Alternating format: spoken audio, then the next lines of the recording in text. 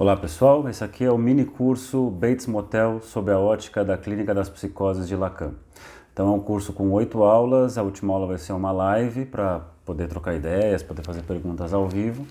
E a ideia é percorrer um pouco a teoria lacaniana no que toca a questão da psicose, claro, de maneira bem genérica, porque não dá tempo e virtualmente a coisa se reduz por conta do tempo, inclusive.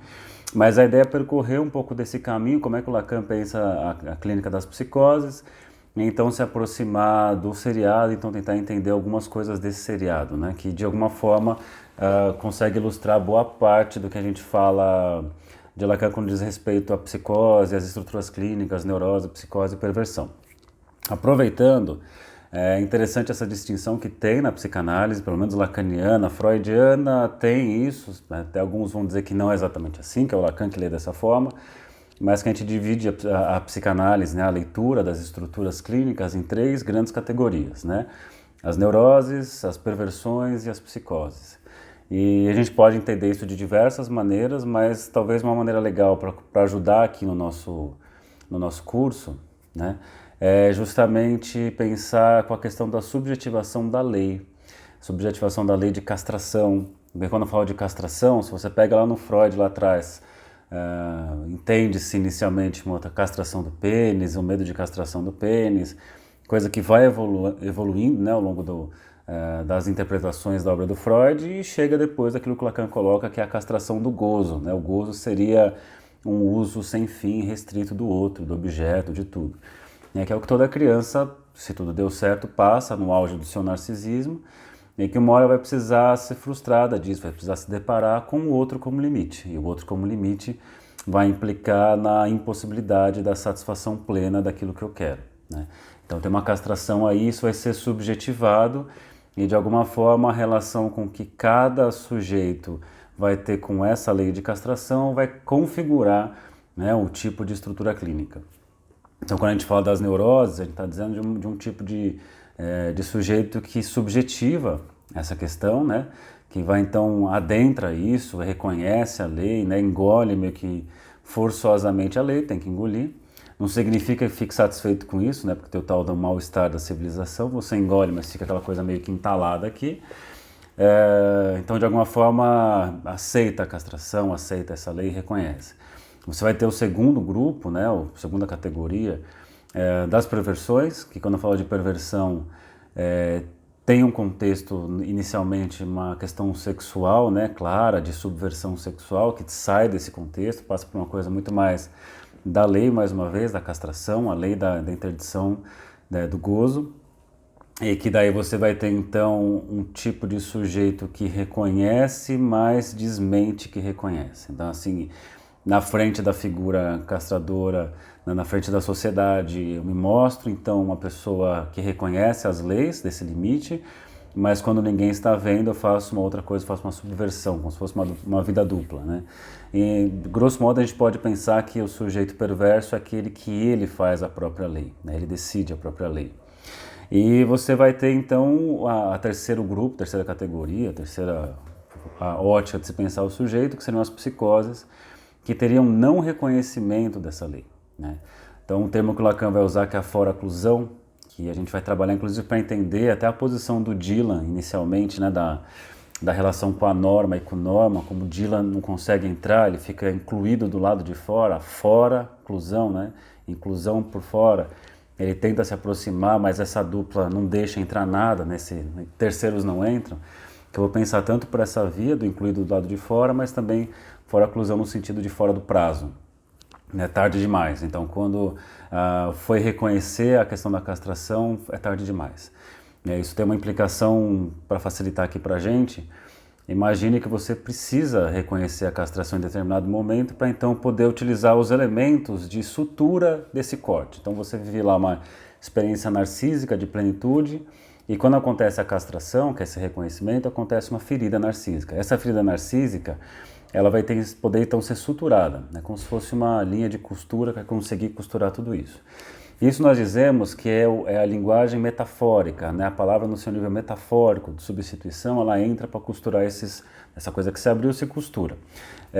De alguma forma a gente pensa que na psicose não houve reconhecimento no momento certo, então não adquiriu essa linha da linguagem metafórica, e lá na frente, quando o sujeito vai se deparar com o outro, nesse sentido do outro como diferente, como seu limite, como um abismo entre eu e o outro, porque isso vai acontecer, porque o mundo tem outras pessoas, querendo ou não, existem outras pessoas, quando ele vai então recorrer a essa linha de costura da linguagem metafórica, tarde demais, acabou.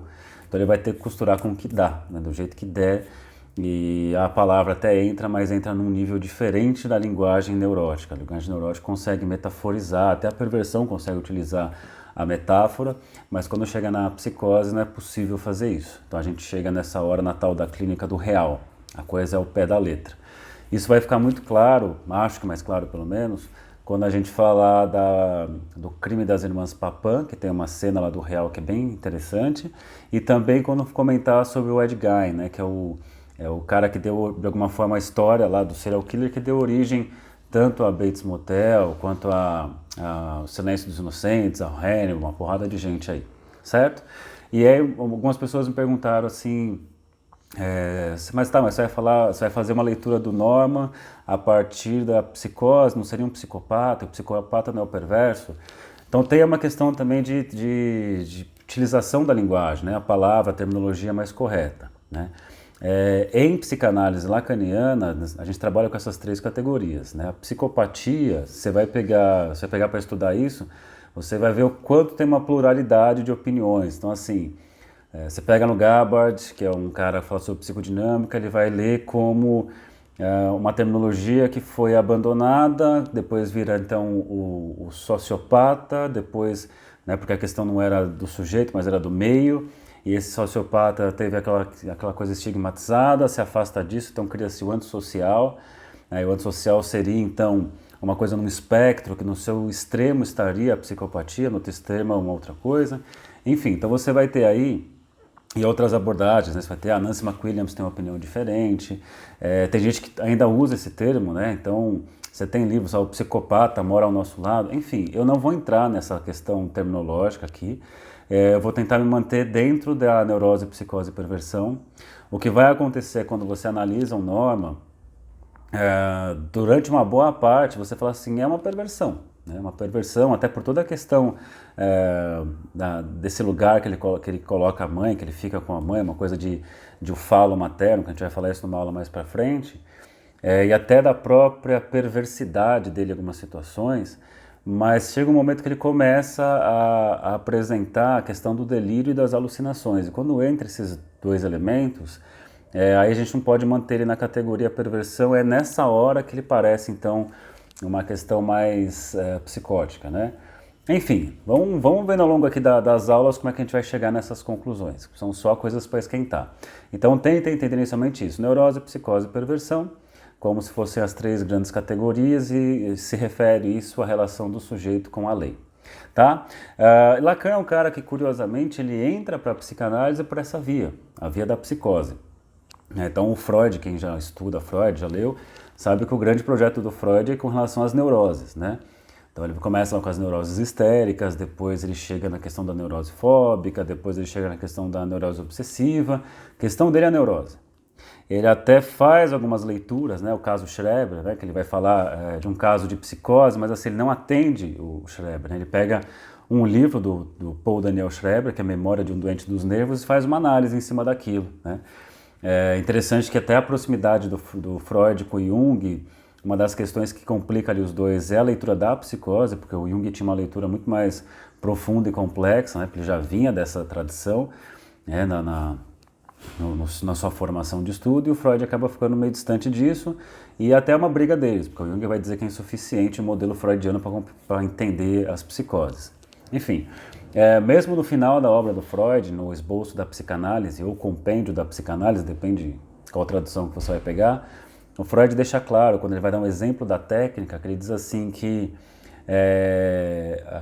a questão da transferência é algo que só é possível dentro da neurose. Quando você pensa na psicose, a transferência não é possível, então isso inviabiliza a psicanálise para pacientes psicóticos. O que é a transferência, né? Já que eu estou comentando aqui, a transferência, grosso modo, é que nós nos relacionamos com as pessoas de uma forma repetida, né? Então, eu não conheço, acabei de conhecer uma pessoa, essa pessoa tem algum elemento que vai fazer referência a uma pessoa do passado. Pode ser o nome, pode ser o jeito, pode ser o jeito de falar, pode ser o cheiro, pode ser o lugar que ela ocupa, ela acaba querendo ou não, fazendo referência a uma figura do passado.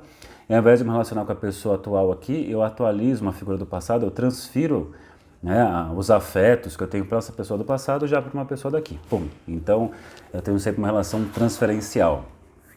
E a psicanálise acabou usando isso como um dos elementos da sua clínica fundamentais, né? Usamos a transferência como um dos elementos imprescindíveis para que o tratamento possa acontecer. Bom, então o Lacan, ele vai entrar, eu vou sugerir para vocês aí 3 desses livros aqui para pensar nessa primeira aula, tá? Esses 3 aqui você vai encontrar lá no meu grupo do Facebook, tem lá o material disponível, mas também você consegue encontrar fácil na internet para baixar, ou comprar também, que é uma boa. Então esse aqui é o do Freud, que é o volume 10, né, sobre o caso Schreber, propriamente dito. Esse aqui é a tese do Jacques Lacan, da psicose paranoica e suas relações com a personalidade. E aqui, esse livrinho da Publifolha, né, sobre Lacan, que é do Vladimir Safatli. Então esse aqui vale muito a pena até para você conhecer Lacan. Se você não conhece, é um ótimo caminho, porque a capacidade de ser sintético e profundo do Safatli assim, é absurda. Então vale muito a pena. Então, começando aqui, a ideia então, é apresentar como é que o Lacan entra na questão da psicose, e a tese de doutorado dele é justamente com relação à questão da psicose. Então a gente vai tentar começar a entender aqui a psicose que o Lacan começa, para então desenvolvendo umas ideias até chegar finalmente na compreensão de Bates Motel. Então aqui você vai ter o famoso caso Aimé. Então se você tiver o livro, né, o livro vai estar disponível, você tem uma parte chamada Exame Clínico do caso Aimé. Quem tiver o livro você tem na página 147. Então eu vou fazer só algumas pinceladas daqui, que diz assim, ó. Então o caso Aimé é um atentado que vai ocorrer, que diz assim, no dia 10 de abril de 1930, ele oculta aqui o resto, às 8 horas da noite, a senhora Z, uma das atrizes mais apreciadas pelo público parisiense, chegava ao teatro, onde se apresentaria. Foi abordada na porta de entrada dos artistas por uma desconhecida, que lhe fez esta pergunta. A senhora que é a senhora Z? A interrogante estava vestida corretamente com um casaco com golas e punhos debruados de pele. Usava luvas e levava uma bolsa. Nada no tom da pergunta suscitou a desconfiança da atriz. Habituada às homenagens de um público ávido por se aproximar de seus ídolos, ela respondeu afirmativamente e com pressa de terminar quis passar. A desconhecida, que é a Aimé, então diz a atriz, mudou de feição, tirou rapidamente de sua bolsa uma faca e, com um olhar injetado de ódio, levantou seu braço contra ela. Para parar o golpe, a senhora Z agarrou a lâmina diretamente com a mão e seccionou assim 2 tendões fletores dos dedos. Já os presentes haviam dominado a altura da agressão. Então a cena começa com uma tentativa de um assassinato, que essa senhora aqui desconhecida, que é a Aimé, tenta atacar a senhora Z, que é uma atriz, né, uma atriz famosa francesa. E aí o Lacan vai fazer toda uma descrição, né, com relação a esse caso aqui. Só umas notas interessantes para se colocar. O Lacan ele escolhe o nome Aimé para nomear esse caso aqui, para nomear inclusive a paciente, que não é o nome dela, né? Na verdade é a Marguerite Anzier, mas ele coloca Aimé, e é interessante porque o Lacan, quando chama de Aimé, ele está fazendo referência ao verbo amar, né? E que ele vai entender essa questão de tentar atacar a atriz como uma questão de amor, né? E essa questão do amor é uma questão central quando a gente fala da questão da paranoia. Então, se você tem o livro aí do Freud que eu comentei, você vai ter, no caso Schreber, uma parte que chama assim, que é a parte 3, que fala sobre o mecanismo da paranoia, né? Quando você fala de paranoia, comece a entender assim, paranoia tem a ver com uma questão de amor, né? Amar, ser amado, uma questão de espelho, né? Espelhamento, né? Então, nesse amar, ser amado, você vai ter confusão de quem que sou eu, quem que é o outro, quem que é minha imagem, quem que sou eu mesmo, meu ideal. Pense numa grande confusão de espelhos. É por essa via que vai. E aí o Freud, ele fala o seguinte, no caso o Schreber aqui, que o cara tem os seus delírios, ele coloca assim, então, ele tem, só para localizar, o Schreber é um cara extremamente culto e que ele tem duas grandes crises, uma crise hipocondríaca, num determinado momento, e uma segunda crise que ele começa a entrar num processo de delírio, ele vai ser internado e ele escreve então um texto para mostrar que ele não está louco, né? E esse texto, que é a Memória de um Doente dos Nervos, fala um pouco desse delírio. O delírio do Schreber, ele consiste em quê? É um processo de emasculação, ele vai se transformar numa mulher, né? Uma mulher para dar os filhos de Deus, para então fazer uma nova linhagem de população, né, de pessoas na Terra. Então, assim, ele vai se transformar numa mulher e tudo isso, depois vai pegando no caso o Schreber, tem a ver com a questão de uma figura lá, de um médico que de alguma forma tem um certo apaixonamento, né? Então, quando você fala de paranoia, pelo menos para psicose paranoide, a questão do apaixonamento é uma questão central, tá? E ele diz assim, ó, nessa parte 3 que eu falei, ele diz uma parte assim, se assim ousamos sustentar que o desejo e fantasia de amar um homem é um cerne do conflito na paranoia masculina, não podemos esquecer que a confirmação de uma hipótese tão relevante há de pressupor a investigação de grande número de todas as formas de paranoia. Aí diz mais para baixo aqui. Mas não deixa de ser notável que as principais formas conhecidas da paranoia possam, todas elas, ser apresentadas com as contradições à frase eu amo ele. No caso aqui, eu, um homem, amo ele, um homem. Então Freud vai entender que a paranoia são formas de tentar contradizer essa frase original, eu amo ele, né? Então o que ele vai colocar aqui? É bem interessante. Então, ele fala aqui, ó, a afirmação eu amo ele é contrariada pelo, aí ele fala possibilidade A, né? Ele põe aqui delírio de perseguição. O que é um delírio de perseguição? Ele fala assim, eu não o amo, eu o odeio. Então estou negando o amor pelo outro. Essa contradição, que no inconsciente não poderia ter outra expressão, não pode tornar-se consciente dessa forma no paranoico. O mecanismo de formação de sintoma da paranoia requer que a percepção interna, o sentimento, seja substituída por uma percepção externa. Assim a frase, ele não pode reconhecer o amor, então eu falo eu odeio, ele coloca eu odeio se transforma por projeção nessa outra aqui, que é ele me odeia.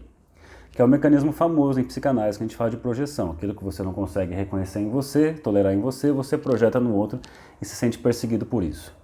É como se fosse a ideia de projeção, vem da ideia de cinema, né? Que você enxerga a tela ali, onde está sendo projetado, mas de onde sai a projeção, que é no fundo escuro, você não vê nada. Então, a sua própria questão você não enxerga em você, você projeta no outro, enxerga claramente no outro. E aí se sente perseguido por isso.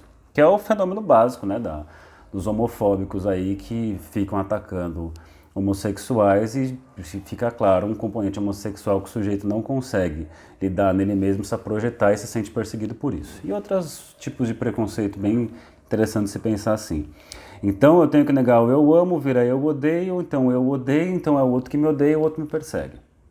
Então esse é um ponto aqui. Então aí outra coisa que ele vai colocar. Então eu não o amo, eu odeio porque ele me persegue. Então ele consegue criar uma forma de negar esse amor porque eu não o amo, porque esse outro aí me odeia, ele me persegue, por isso eu não posso amá-lo. Esse é o modo A. Depois vem o modo B. Outro elemento a que se recorre para a contradição é a erotomania, né, que é o delírio erótico, que sem essa concepção permanece ininteligível. Aí ele põe, eu não o amo, eu amo a ela. E a mesma compulsão a projetar imprime esta mudança na frase. Eu noto que ela me ama. Aí ele põe, eu não o amo, é a ela que eu amo, porque ela me ama. Então nesse triângulo aqui, na verdade, eu amo a ele, mas eu não posso reconhecer isso, então eu desloco eu amo a ela, então, mas eu não posso dizer isso, eu digo que ela me ama e começa então essa perseguição desse amor dela por mim, né? Muitos casos de erotomania pode dar a impressão de serem fixações heterossexuais exageradas ou distorcidas, sem algum outro fundamento, caso não se preste atenção ao fato de que essas paixões não têm início com a percepção interna de amar, olha que interessante, mas com aquela de ser amado, vinda do exterior. Aí vem uma terceira que é bem curiosa, para os ciumentos de plantão. Ainda um terceiro modo possível de contradição seria o delírio ciumento, de que podemos estudar formas características no homem e na mulher. Aí dá um exemplo aqui interessante. Ó. O delírio de ciúmes do alcoólatra. O papel do álcool nessa afecção é para nós compreensível em todos os aspectos. Sabemos que essa bebida anula inibições e desfaz sublimações. Não é raro o homem ser impelido para o álcool por uma decepção com a mulher, o que significa geralmente que ele vai para a taberna e para a companhia dos homens, que lhe dão a satisfação emocional que lhe faltou em casa com a mulher. Se esses homens tornam-se objeto de um mais forte investimento libidinal em seu inconsciente, ele se defende disso, mediante a terceira forma de contradição. Então veja que o impulso, né, desse investimento libidinal, ele vai então buscar entre aspas, né, o consolo dos amigos, e pode ser que esse consolo passe do ponto de consolo e soe uma outra coisa, e ele precisa se defender disso. Aí ele coloca assim: não sou eu que amo um homem, ela o ama. Então sou eu que estou amando, é a minha mulher que ama o homem. Porque na verdade quem ama? Eu, mas eu não posso admitir que eu amo o homem. Então o que eu faço? Eu desloco. Então é muito curioso que se você olhar caso de pessoas extremamente ciumentas, você enxerga isso. Parece que a pessoa assim, tem uma fixação de achar que a namorada, a esposa, o marido, o namorado está o tempo todo desejando alguém, desejando aquele outro homem, desejando aquela outra mulher, sendo que na verdade o desejo é meu, mas eu não posso reconhecer, eu desloco para ela e digo que ela está desejando outro homem ali, né? É interessante que, em geral, os ciumentos estão muito mais preocupados com o objeto que supostamente o parceiro ou a parceira está desejando do que com a própria pessoa. Então, o desejo não está ali pela pessoa, e sim por aquele objeto, mas deslocado no corpo da outra pessoa. E por aí vai. Aí ele vai dizer que na casa da mulher vai acontecer a mesma coisa, né? A mulher ciumenta desconfia do marido em relação a todas as mulheres que a ela mesma agradam. Olha que interessante isso. Em virtude do seu narcisismo exacerbado. E por aí vai. Então, por isso que ele fala assim: seria de crer em uma frase composta de 3 termos, como eu o amo, permitisse somente 3 espécies de contradições. O delírio de ciúmes contradiz o sujeito. O delírio de perseguição contradiz o verbo. A erotomania, o objeto. No entanto, é realmente possível uma 4ª espécie de contradição: a rejeição completa de toda a frase. Que é assim: qual que é a rejeição? Eu não amo absolutamente, vírgula, não amo ninguém, né? E essa frase parece psicologicamente equivalente à seguinte: já que em algum lugar é preciso pôr sua libido. Então a libido é a energia, né, da pulsão de vida. Aonde que eu vou ligar essa libido? Algum lugar ela tem que ir. Se não vai em objeto nenhum nos outros, ela só pode voltar para mim mesma. Então, quando eu não amo ninguém, eu amo apenas a mim, né? Então, esse é o cenário que o Lacan vai ser influenciado, talvez, para desenvolver o nome que vai dar para Marguerite dizer, que é Aimé, que tem a ver com o verbo amar e que tem tudo a ver com esses fenômenos aqui persecutórios. Aí agora, gente, caminha para cá comigo, o livro do Vladimir Safatli. Ele faz umas considerações, eu vou seguir aqui com vocês, tá? O vídeo vai ficar um pouco longo e esse verdinho tá aparecendo na minha mão aqui, que meu filho tava brincando de carimbar a minha mão com um carimbo verde, obviamente, né? Então, caminhando aqui, ó. Da psicose paranoica em sua relação com a personalidade é o nome da tese do Lacan, e ele coloca aqui que é interessante que é uma tese que não foi tão bem aceita pelo meio médico, mas que chamou a atenção dos surrealistas, né? E ele até coloca que Lacan procurava constituir uma teoria na qual clínica, reflexão social e tematização da produção estética se articulassem de maneira orgânica. Então é uma tese interdisciplinar extremamente complexa. Aliás, você quer aproveitar para ler Lacan entendendo? Esse é um ótimo livro, porque depois, quando vai para além desses, é o Lacan que todo mundo conhece, que é bem difícil de saber o que ele está falando ali. Então aqui, a tese de Lacan chegava a tais consequências partindo da defesa de uma perspectiva à época chamada de psicogênita, e que consistia em afirmar que na ausência de qualquer déficit detectável pelas provas de capacidade, então quando é detectado déficits do tipo memória, motricidade, percepção, orientação, e na ausência de qualquer lesão orgânica apenas provável existindo, ele coloca: são todas elas distúrbios específicos da síntese psíquica, né? Então a síntese psíquica não tem nada ligado à questão do órgão, né? Sai dessa proposta até no próprio órgão, quando falo do cérebro, e coloca, ó, ou seja, tratava-se de uma perspectiva que insistia na irredutibilidade de um certo quadro de distúrbios mentais a toda e qualquer explicação causal de natureza orgânica ou mesmo funcional, quadro no qual encontraríamos de maneira privilegiada o que a psicanálise ainda hoje compreende por psicose paranoica. Aí ele vai dizer na sequência, ó, no edifício clínico psicanalítico lacaniano, a paranoia é uma das psicoses. Então, são 3 as grandes psicoses, que é a paranoia propriamente dita, a esquizofrenia e a melancolia. Eu fiz um vídeo falando sobre as estruturas, que se você procurar no meu canal do YouTube, tem a pastinha chamada vídeos avulsos, vídeos extras, que tem lá um quadro que eu faço essa divisão e mostra, assim, né? Você tem alterotismo, narcisismo, amor de objeto, as neuroses no amor de objeto, a perversão e amor de objeto, a paranoia no narcisismo, aí depois você vai ter no alterotismo a melancolia e a esquizofrenia atravessando desde o alterotismo até o narcisismo. Então, se quiser complementar, você tem esse vídeo aparecendo lá também.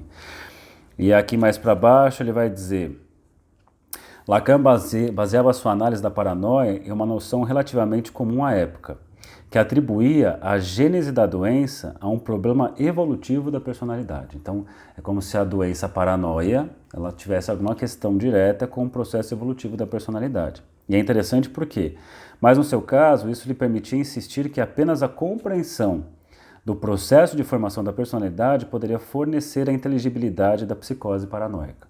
Então, precisamos compreender o processo de formação da personalidade para então compreender a questão da paranoia. E lá, já adiantando aqui, o que vai acontecer é que a paranoia passa a ser como se fosse, inclusive, uma fase comum do desenvolvimento, né? Uma fase ali que o Lacan vai chamar de estádio do espelho, de uma certeza de si, de um reconhecimento de si, e ao mesmo tempo uma imagem que escapa o tempo todo. Mas a gente vai falar disso numa aula um pouco mais para frente. Falar em formação da personalidade significa falar sobre dinâmicas de socialização visando a individuação. Então veja como ele vai raciocinar. A formação da personalidade são dinâmicas de socialização, de relações com o outro, visando se definir, né, individuação, o que é o sujeito, qual é a sua subjetividade, né? O que sou eu no meio dos outros. É um fenômeno até comum, quando você vai atender uma pessoa, é muito comum a pessoa falar muito dos outros para conseguir então enxergar o que é ela, né? Até uma coisa assim, é como se fosse eu sou a negação de tudo aquilo que é o outro. E para então saber quem eu sou, eu preciso mostrar todos aqueles que eu nego para então dizer o que sou eu. De alguma forma, seria uma coisa assim. Aí ele vai dizer aqui, ó, socialização como alienação. Fica uma questão, como Lacan compreende essa gênese social da personalidade resultante das dinâmicas de socialização? De fato, ele já opera aqui com a tendência psicanalítica em compreender socialização e formação da individualidade a partir de processos de identificação. Então, a identidade ela se forma a partir de processos de identificação. E o que é identificar-se? Ele coloca, é fazer como. É como se fosse uma imitação, um grande jogo de imitação, um grande jogo de espelhos, né, de espelhamento. Aí ele vai dizer assim, no entanto, essa internalização dessas imagens... desculpa, ele fala aqui, ó, só para vocês colocarem. Fazer como, mas fazer como os tipos ideais. Então, tem ideais que a pessoa vai se identificar e vai formando essas camadas do que é o eu. Aí ele vai colocar na sequência, ó. No entanto, essa internalização não deixa de ser profundamente conflituosa. Internalizar um tipo ideal encarnado na figura de um outro significa, ó que interessante, conformar-se a partir de um outro que serve de referência para o desenvolvimento do eu. Se quisermos ser mais exatos, diremos que se trata de alienar-se, já que significa ter sua essência fora de si. Isso é uma leitura bem lacaniana interessante, que para ele a nossa essência está fora de nós. Então, nesse processo de formação da personalidade, através de identificações, fazer como a minha essência está fora de mim. Olha que maluco, o que é essência em mim, aquilo que é mais eu, como se diz em termos de essência, é uma coisa fora de mim. Daí, então, essa relação toda confusa sempre com o outro. E vai dizer, daí, porque uma das temáticas clássicas da teoria freudiana é de que toda socialização é alienação, processo fundamentalmente repressivo por exigir a conformação a padrões gerais de conduta. Então você vai de alguma forma, o Lacan vai colocar, o Freud vai colocar, de um início de um corpo, né, um corpo físico amorfo, ainda sem ser uma unidade, uma impossibilidade de consciência de si, e que então em determinado momento começa esses processos de identificação com o estrutural, que é o eu. Mas o eu então está alienado a um outro. Então por isso que a gente diz uma frase, né, uma afirmação bem interessante que é o eu é um outro. Então inicialmente é assim que acontece.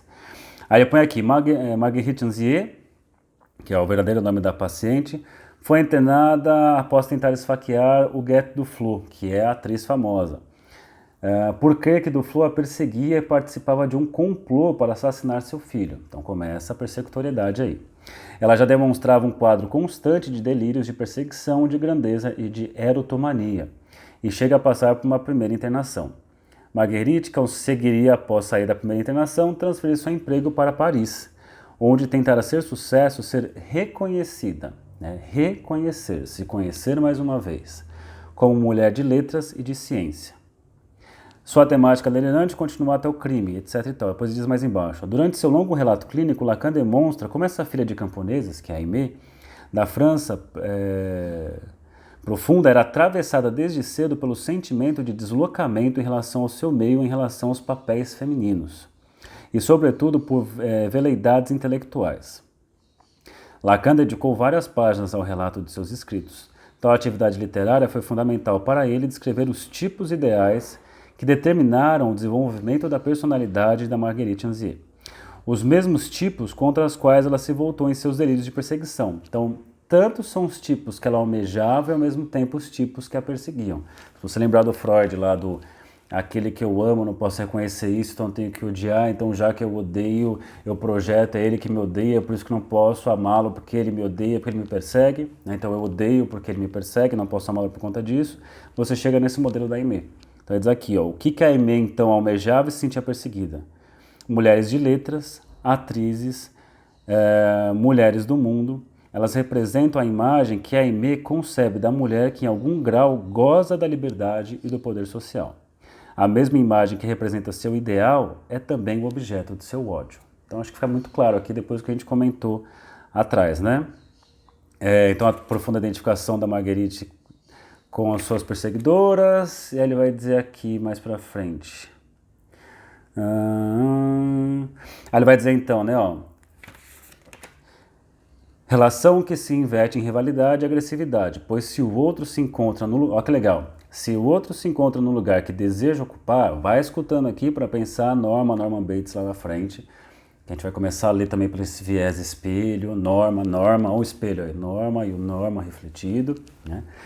Começar a pensar por esse viés aí. Então aqui, se o outro se encontra no lugar que deseja ocupar, nunca cessarei de tentar desalojar o parceiro eu mesmo. Daí porque Lacan pode afirmar a noção de agressividade responde ao dilaceramento do sujeito contra si mesmo. Aí eu caminho mais embaixo, ele vai dizer aqui, no interior da socialização, há um momento de internalização de um processo que permite o sujeito tomar uma certa distância dessas identificações, marcada pela reversibilidade transitiva entre eu e o outro. Posteriormente, Lacan mostrou como tal processo está vinculado a uma outra identificação, que se dá com a lei social ordenadora representada no interior da família pela função paterna. Então, para adiantar a questão, para o Lacan a coisa está assim, inicialmente você tem ali uma falta de consciência de si, não tem consciência de si. Aí quando ele vai falar do estádio do espelho, que a gente vai falar numa aula, começa então uma consciência de si, mas essa consciência de si está num outro. Então o meu eu nada mais é que esse outro que é um ideal. Então imagina que eu sou um outro, e como eu sou um outro, então eu tenho uma certa persecutoriedade, né? Eu tenho um certo olhar constante desse outro com relação a mim. Mas vai chegar um determinado tempo que eu vou precisar que esse olhar do outro se cesse, olhe para alguma outra coisa, para que eu possa então me perceber não completamente alienado a esse outro. Porque se esse outro olha para uma outra coisa, então eu não consigo me reconhecer mais nesse outro. Vai dar um pane na hora, aquela ferida narcísica que eu falei para vocês no começo do vídeo, e aí vem a costura para tentar dar conta desse buraco. Então se tudo der certo, esse olhar vai sair e vai para esse outro. Esse outro que é o outro da lei social. E quem apresenta esse outro da lei social, classicamente na psicanálise, é a figura do pai. Mas é o pai ou é o terceiro na história. Mas assim, quando a gente fala de pai para psicanálise, quando eu falar aqui de lei paterna, não pensa que é o pai. Eu não tenho pai, então eu sou paranoico. Não, tem nada a ver com isso. Você pode ter pai ali, mas pode ser que o pai não faça a função. A questão é muito mais apresentar esse outro, que é dessa dimensão da lei social, da lei paterna, da lei de interdição do gozo, certo? Então, quando acontece essa entrada dessa apresentação, então é possível pegar essa relação eu alienada ao outro e abrir para um outro campo, abrir para uma outra possibilidade. Então você já vai pensando aí na história da Norma e do Norman, como sempre que alguém tentou entrar na história, né, você tem lá a morte do pai do Norman logo no começo, você tem o Dylan tentando entrar, e todo mundo que tenta se aproximar, seja da Norma, acaba de uma certa forma acontecendo a morte, né? Ou quem tenta se aproximar do Norman, a mesma coisa acontece. Então assim, parece que fica numa coisa a dois, que na verdade é um dois que forma um, e qualquer coisa que chega de fora, eles têm que dar algum destino que seja não fazer uma intrusão a isso. Até que vai chegar o Romero lá na frente. E quando o Romero chega, vai causar assim uma quebra de um pacto, né? E aí assim, o Norman vai sentir então essa ruptura. Aí vai assim, cadê então aquela caixa de sutura que eu não consegui lá no passado? Então a coisa vai abrir e aí de fato começa a aparecer a grande psicose do Norman, depois que acontece o que acontece, né? É óbvio que se você está assistindo aqui, você já assistiu o seriado, então eu vou dar spoilers, né, o que vai acontecer. Se você não sabe, vá assistir, porque até o fim do curso eu vou contar o que acontece. Então, por favor, vá se haver com isso. Bom, aí diz assim, o argumento de Lacan consistiu em dizer que na paranoia, essa segunda identificação com a lei social, né, a lei da função paterna, essa segunda identificação estabilizadora com a ordem paterna não ocorre. Há uma fixação que impede o sujeito de atravessar as relações de rivalidade e alienação, com o que lhe parece como ideal. Olha que interessante. Ele vive assim em uma confusão narcísica que faz com que toda alteridade, né, todo outro pareça próximo demais, invasivo demais. Tanto é que ele se confunde o que é ele e o que é o outro. Ou no caso, quem é ele e quem é a Norma. Aí fica naquela mistura que vocês conhecem, mas vamos deixar, vai assistindo aí. Ele vai colocar então no caso da Aimee, quem for procurar, que ela busca isso, ela vai então atacar essa atriz e o Lacan vai chamar que é uma paranoia de autopunição, que ela está buscando uma punição, e olha que interessante por quê. Ser culpada e punida, nesse contexto, é uma forma peculiar de ter diante de si a presença da potência asseguradora da lei. É como se ela fizesse isso para ser punida pela lei, para de alguma forma a lei social, a função paterna, incidir sobre ela. Entende? Então ela busca isso para poder então ter, entre aspas, a castração. Então assim, como se o crime, na verdade, um modo de demanda de reconhecimento social que só se pode realizar se Marguerite sentir que a lei também é para ela. Daí porque após o crime Lacan diz que ela se cura de uma paranoia de autopunição. Então é isso aí. Então essa é a nossa primeira aula, o vídeo ficou um pouco longo. Se vocês quiserem escrever com dúvidas, sugestões, ideias, vai lá no Facebook, né, no grupo Saulo Durso Ferreira Psi, ou você me manda um e-mail aí sdursoferreira@gmail.com. Se já tiver algumas sugestões de cena do seriado para mandar para quando eu for fazer a leitura, eu posso tocar nesses pontos. Então tá bom? Bons estudos e até a próxima aula.